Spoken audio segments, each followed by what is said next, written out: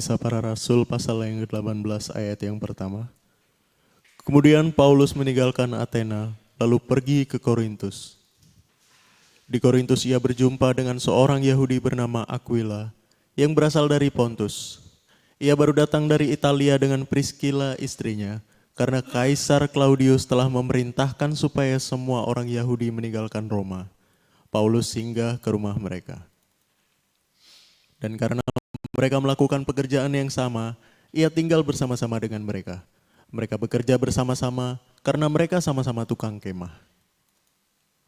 Dan setiap hari Sabat, Paulus berbicara dalam rumah ibadat dan berusaha meyakinkan orang-orang Yahudi dan orang-orang Yunani. Ketika Silas dan Timotius datang dari Makedonia, Paulus dengan sepenuhnya dapat memberitakan firman di mana ia memberi kesaksian kepada orang-orang Yahudi bahwa Yesus adalah Mesias.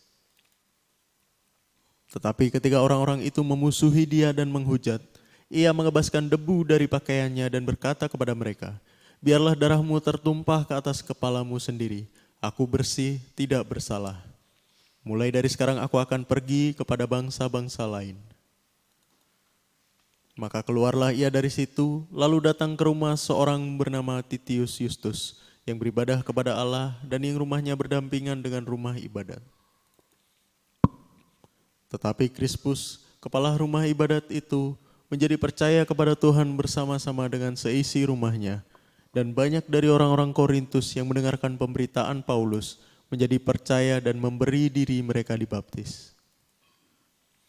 Pada suatu malam berfirmanlah Tuhan kepada Paulus di dalam suatu penglihatan, "Jangan takut, teruslah memberitakan firman dan jangan diam. Sebab aku menyertai engkau dan tidak ada seorang pun yang akan menjamah dan menganiaya engkau, sebab banyak umatku di kota ini." Maka tinggallah Paulus di situ selama 1 tahun 6 bulan, dan ia mengajarkan firman Allah di tengah-tengah mereka. Akan tetapi setelah Galio menjadi gubernur di Akhaya, bangkitlah orang-orang Yahudi bersama-sama melawan Paulus, lalu membawa dia ke depan pengadilan. Kata mereka, "Ia ini berusaha meyakinkan orang untuk beribadah kepada Allah dengan jalan yang bertentangan dengan hukum Taurat." Ketika Paulus hendak mulai berbicara, berkatalah Galio kepada orang-orang Yahudi itu, "Hai orang-orang Yahudi, jika sekiranya dakwaanmu mengenai suatu pelanggaran atau kejahatan, sudahlah sepatutnya aku menerima perkaramu. Tetapi kalau hal itu adalah perselisihan tentang perkataan atau nama atau hukum yang berlaku di antara kamu, maka hendaklah kamu sendiri mengurusnya. Aku tidak rela menjadi hakim atas perkara yang demikian." Lalu ia mengusir mereka dari ruang pengadilan. Maka orang itu semua menyerbu Sostenes, kepala rumah ibadat, lalu memukulinya di depan pengadilan. Tetapi Galio sama sekali tidak menghiraukan hal itu. Paulus tinggal beberapa hari lagi di Korintus, lalu ia minta diri kepada saudara-saudara di situ dan berlayar ke Syria, sesudah ia mencukur rambutnya di Kangkrea karena ia telah bernazar. Priscilla dan Aquila menyertai dia. Lalu sampailah mereka di Efesus. Paulus meninggalkan Priscilla dan Aquila di situ. Ia sendiri masuk ke rumah ibadat dan berbicara dengan orang-orang Yahudi. Mereka minta kepadanya untuk tinggal lebih lama di situ, tetapi ia tidak mengabulkannya. Ia minta diri dan berkata, "Aku akan kembali kepada kamu jika Allah menghendakinya." Lalu bertolaklah ia dari Efesus. Ia sampai di Kaisarea, dan setelah naik ke darat dan memberi salam kepada jemaat, ia berangkat ke Antiokhia. Setelah beberapa hari lamanya ia tinggal di situ, ia berangkat pula, lalu menjelajahi seluruh tanah Galatia dan Frigia untuk meneguhkan hati semua murid. Sementara itu datanglah ke Efesus seorang Yahudi bernama Apolos yang berasal dari Alexandria. Ia seorang yang fasih berbicara dan sangat mahir dalam soal-soal kitab suci. Ia telah menerima pengajaran dalam jalan Tuhan. Dengan bersemangat ia berbicara dan dengan teliti ia mengajar tentang Yesus. Tetapi ia hanya mengetahui baptisan Yohanes. Ia mulai mengajar dengan berani di rumah ibadat. Tetapi setelah Priscilla dan Aquila mendengarnya, mereka membawa dia ke rumah mereka dan dengan teliti menjelaskan kepadanya jalan Allah. Karena Apolos ingin menyeberang ke Akaya, saudara-saudara di Efesus mengirim surat kepada murid-murid di situ supaya mereka menyambut dia. Setibanya di Akaya, maka ia oleh kasih karunia Allah menjadi seorang yang sangat berguna bagi orang-orang yang percaya. Sebab dengan tak jemu-jemunya ia membantah orang-orang Yahudi di muka umum dan membuktikan dari kitab suci bahwa Yesus adalah Mesias. Oke, shalom semuanya. God bless ya. Tuhan memberkati. Saudaraku, hari ini kita tetap lanjut belajar tentang Paulus. Karakter yang keras, yang unik.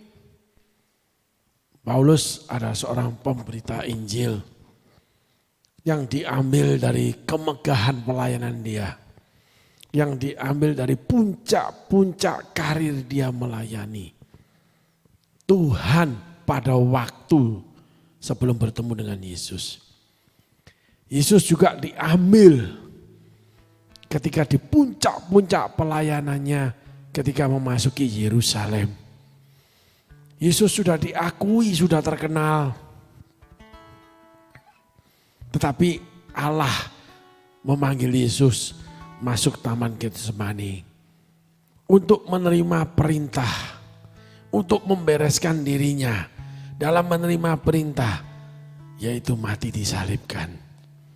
Saudaraku, episode yang lalu kita belajar bagaimana sesuatu yang rendah, sesuatu yang kecil, sesuatu yang tidak berarti, seringkali kita hina, seringkali kita lecehkan, seringkali kita anggap tidak berarti apa-apa. Tetapi kita belajar dari Rasul Paulus, bagaimana dari kongkau-kongkau, dari sharing-sharing di rumah, ketika tinggal satu rumah dengan Aquila Priscilla, seorang pedagang kemah. Akhirnya Aquila Priscilla dalam sedemikian waktunya mengajar Apolos, seseorang yang fasih Taurat, seseorang yang dipakai Tuhan. Bagaimana seseorang yang sudah dipakai di rumah ibadah diajarin oleh seorang pengusaha kemah yang baru belajar firman Tuhan. Saya mengalami itu, saudaraku, jujur sedikit kesaksian. Beberapa waktu yang lampau saya dipertemukan dengan hamba-hamba Tuhan yang luar biasa, yang punya jabatan-jabatan luar biasa di dalam organisasi-organisasi pelayanan. Ketika kami berjumpa, tiba-tiba Allah berbicara. Tiba-tiba Allah menuntun mereka, tiba-tiba Allah menyentuh mereka. Sehingga mereka oleh karena kasih Allah, mereka disentuh di jamah. Ada yang berlutut, ada yang menangis, ada yang dilepaskan dari kuasa-kuasa yang lain, ada yang diluruskan, ada yang dinasehati. Padahal pada waktu lampau itu awal-awal dalam panggilan pelayanan ini, di mana banyak hal yang saya tidak mengerti.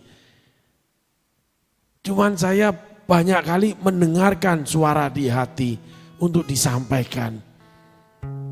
Ada suatu kali seorang yang memiliki jabatan dalam organisasi pelayanan. Suatu siang saya dihubungi by phone, dia kontak saya pernah khotbah di gerejanya, Tuhan lawat gerejanya, beliau juga dilawat. Lalu dari say hello kami berbincang, saya ngomong ringan-ringan aja, tapi beliau bisa tiba-tiba menangis. Sementara beliau berada di kotanya, sementara saya di kota saya. Bagaimana Allah menjamah beliau. Orang yang punya, bahasa saya aja ya saudaraku, jam terbang pelayanan. Orang yang punya waktu melayani Tuhan demikian puluh tahun. Sehingga ada sebuah panggilan pelayanan yang disematkan, diperkatakan untuk panggilan pelayanan ini saat itu saudaraku. Dan bukan hanya satu orang, seringkali dalam sebuah ibadah ketika Allah berbicara, saya teringat sekali saudaraku, ketika saya memimpin komsel, tiba-tiba ada suara di hati untuk dipersiapkan sebuah lawatan. Saya saat itu cuman sekretaris komsel, ada ketua, wakil ketua dan sebagainya. Komsel kecil cuman berisi 15-20 orang. Ketika ibadah mau selesai, sebelum Pak Ketua, Bu Ketua menutup dalam doa, tiba-tiba suara itu berbicara dan saya sampaikan, saya bisikin. Lalu waktu itu Ibu Ketua yang pimpin, mengikut apa yang saya sampaikan. Lalu kami menaikkan pujian, tiba-tiba itu hampir semuanya dilawat oleh Tuhan. Terjadi manifestasi yang hebat.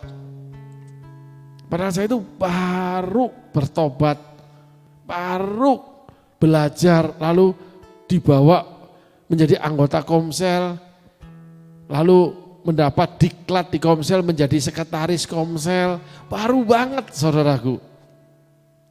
Kayak pisang goreng baru diangkat itu, masih anget saudaraku. Lalu saya ada hadir di sebuah kebaktian KKR Padang namanya. Kurang lebih 200, 300 sampai 500 orang hadir. Lalu begitu banyaknya pendeta mulai berkhotbah. Setelah itu dipanggil altar call ceritanya gitu saudaraku. Didoakan Pak Pendeta. Satu persatu. Tiba-tiba saya melihat seseorang seakan-akan di atas kepalanya ada merpati yang turun. Saya nggak ngerti. Lalu di hati saya timbul sebuah suara. Saya disuruh menghampiri lalu mendoakan. Saya hampiri, saya doakan, orang itu dapat manifest Roh Kudus. Tetapi saya dimarahi pendeta-pendeta saudaraku. Karena saya orang biasa. Tapi itulah pengalaman-pengalaman rohani yang saat itu karena orang biasa jadi tidak berarti. Namun perlahan sesuai dengan waktu berjalan Tuhan pertemukan termasuk para pembesar-pembesar kerajaan Allah.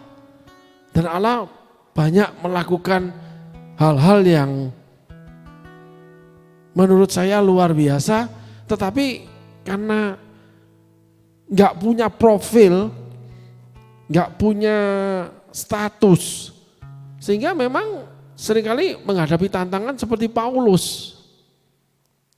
Gitu saudaraku. Dimana akhirnya apa yang dikerjakan, yang quote and quote dari Roh Kudus, itu akhirnya ditentang. Gitu. Ya kita sesuaikan dulu dengan firman Allah. Tolong boleh ayat 4.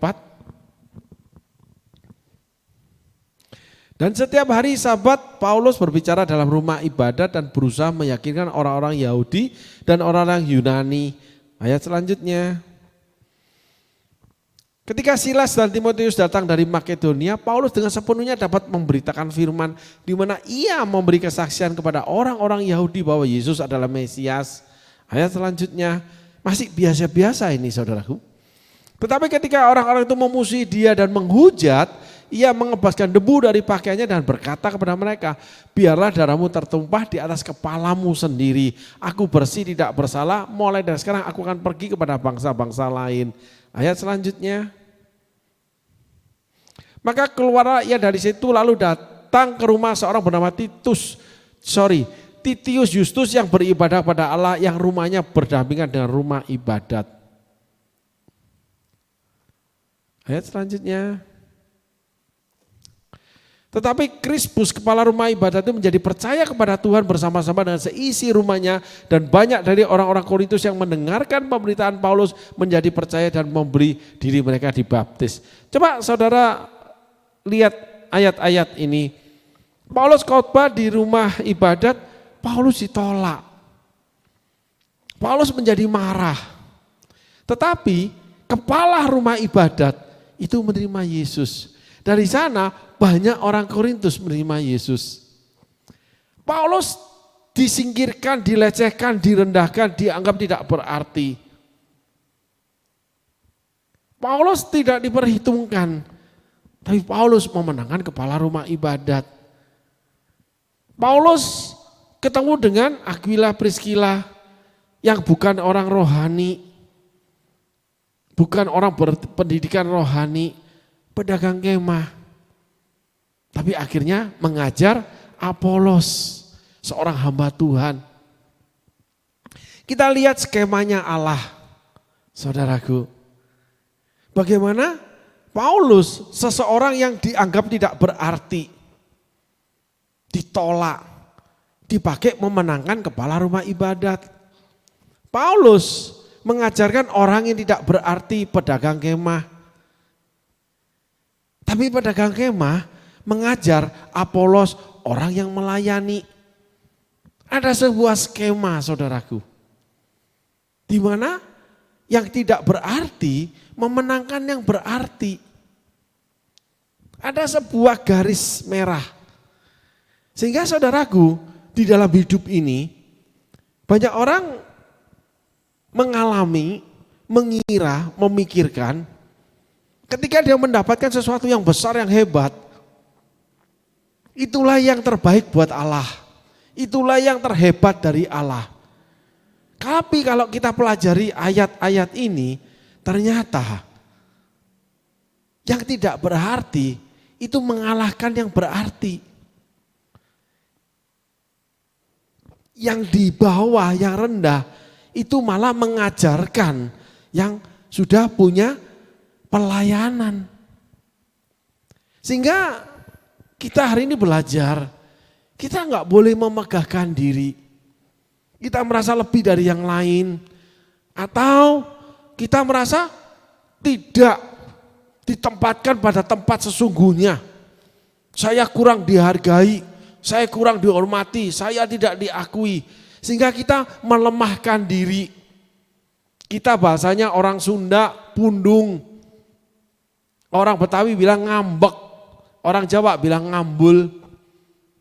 Marah kepada Allah, marah kepada sesama, marah kepada gereja, marah kepada pastor. Merasa kok enggak diakui. Maka terjadi kekerasan hati seperti Paulus. Paulus marah. Kepaskan debu. Seringkali kita itu orang rohani. Memakai hal yang rohani untuk diri kita. Sebagai selimut kebenaran. Kalau boleh saya bicara, Paulus ini marah. Padahal sesungguhnya Paulus itu sedang berjalan dalam kehendak Allah. Ketika ditolak, justru karena ditolak, Paulus memenangkan oleh karena ditolak, Paulus memenangkan kepala rumah ibadat. Jadi ketika saudara direndahkan, berjalan dalam segala sesuatu yang rendah itu, sebenarnya saudara sedang menuju ke tingkat yang tinggi, yaitu rencana Allah yang terbaik buat saudara. Yang Allah sediakan buat saudara. Ternyata pelayanan Paulus memenangkan kepala rumah ibadat ketika ditolak. Ternyata yang dilayani Paulus yang tidak berarti pedagang kemah, Aquila Priscilla, itulah yang mengajarkan seorang hamba Tuhan besar seperti Apolos. Anak rohaninya Paulus. Paulus ditolak, Apolos mengajar di rumah ibadat. Apolos diterima. Itulah cara Allah. Sehingga beberapa episode ini kita belajar. Sesuatu yang bagi kita besar, itu belum tentu finally itu tujuan Tuhan. Ketika kita diberkati, ketika dipakai, ketika perusahaan berkembang luar biasa, ketika pelayanan dikembangkan luar biasa, belum tentu itu yang Tuhan inginkan. Bisa jadi itu cuma sarana, cuma jalannya untuk memenangkan, melayani, menjadikan sesuatu sesuai kehendak Allah. Sama dengan ketika kita direndahkan, ketika kita dilucuti, dirampasi, ketika kita menghadapi masalah keuangan, masalah pekerjaan, masalah pelayanan. Tetapi itulah jalan Tuhan di mana kita akan menemukan atau kita pasti menemukan tujuan Allah. Karena di puncak gunung, saudaraku, di satu puncak gunung menuju ke puncak gunung sini nggak akan pernah bisa langsung.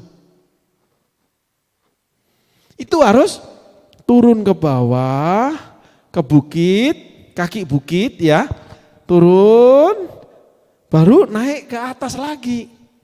Ada perjalanan ke bawah. Seringkali kita ketika merasa di atas, kita mau loncat pikirnya ini nih, tujuannya Allah nih. Gampang nih, ketika punya duit, ketika dipakai Tuhan, ketika pelayanan luar biasa, ketika pekerjaan itu menjadi luar biasa, didatengin uang luar biasa. Merasa bisa melakukan segala hal untuk Allah. Enggak, belum tentu. Bisa. Tetapi kalau kita melihat perjalanan tokoh-tokoh Alkitab yang episode yang lalu saya pernah udah ambil, Musa, Daud, ya Yosua, itu termasuk Petrus, orang-orang yang harus menuju yang namanya ke bawah. Dia seperti air yang mengalir di hatiku. Dari dalam hati orang percaya mengalir aliran-aliran air kehidupan, yaitu roh yang tinggal di hati kita. Nah, air mengalirnya ke mana? Air itu mengalirnya ke bawah. Kalau ke atas pakai mesin disedot. Surga enggak pernah mau pakai mesin. Surga enggak mau pakai alat dunia. Surga punya cara sendiri. Cara alamnya pemikiran Allah, alamiahnya Allah. Justru dari yang tidak mungkin itu menjadi jadi. Dari yang mustahil itu menjadi jadi. Justru yang kita enggak bisa itu jadi oleh karena Allah yang menjadikan. Amin saudaraku. Nah, hari ini kita belajar bahwa jangan takut dengan ketika direndahkan. Jangan takut ketika kita dibawa pada kegagalan. Jangan takut, jangan minder dengan keadaan kita yang kayaknya dibawa orang lain. Ketika kita kekurangan, apapun keberadaan kita. Tetapi di dalam kekurangan kita, di dalam kelemahan kita, di dalam kerusakan kita, kuasa Allah sempurna bekerja. Karena kita sedang posisi di bawah. Sehingga air itu mengalir ke bawah. Ketika kita di puncak, itu kita kalau keluar air, dia akan mengalir ke bawah. Ketika kita di bawah, kita akan menerima air. Ketika kita di puncak, kita memang memberkati.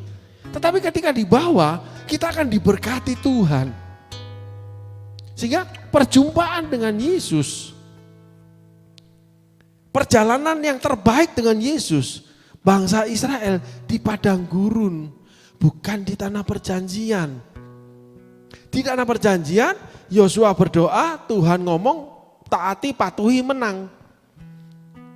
Kalau di padang gurun, Allah berupa awan turun pada kemah pertemuan.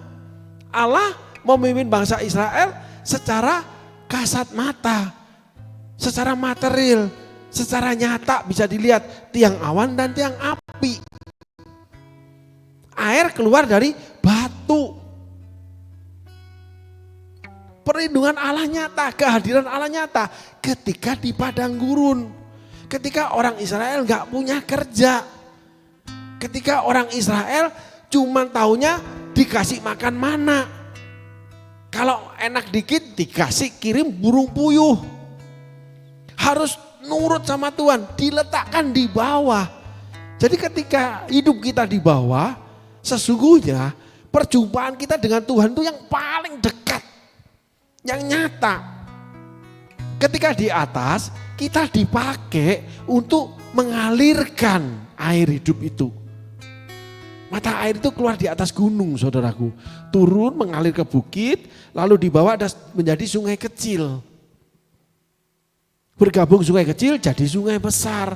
Menuju ke lautan ada rawa, ada muara. Sehingga keberadaan kita dengan Tuhan sesungguhnya ketika kita di bawah. Kalau kita berbicara meruntut pada perjalanan bangsa Israel. Perjumpaan dengan Yesus ketika belum apa-apa. Musa, Paulus. Malah ketinggiannya Musa sebagai pangeran, Paulus sebagai seorang anggota Sanhedrin, seorang pembawa surat kuasa, itu direndahkan dulu sama Tuhan. Paulus dibuat buta, Musa dikirim ke Midian, dari Midian baru ketemu Allah. Direndahkan dulu, baru bisa ketemu Tuhan secara nyata, kehadiran Kristus di dalam hidup orang percaya. Jadi bukan waktu dipakai, bukan waktu diberkati. Perjumpaan yang paling nyata dengan Yesus, kedekatan yang paling nyata dengan Yesus ketika kita di kaki bukit atau di bawah. Karena air itu mengalir menuju ke bawah. Gitu. Sehingga saudaraku, dimanapun saudaraku berada, jangan marah seperti Paulus. Ketika saudara ditolak, ketika saudara dihentikan, apapun yang terjadi, kalau bukan karena kesalahan ya, oleh karena kebenaran, saudara dipersiapkan Tuhan.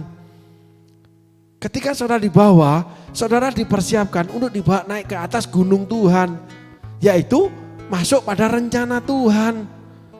Saudara seperti Paulus ketemu Aquila Priscilla. Saudara seperti Paulus yang akhirnya memberitakan Injil kepada bangsa-bangsa yang lain. Malah di sana pelayanan Paulus berkibar luar biasa.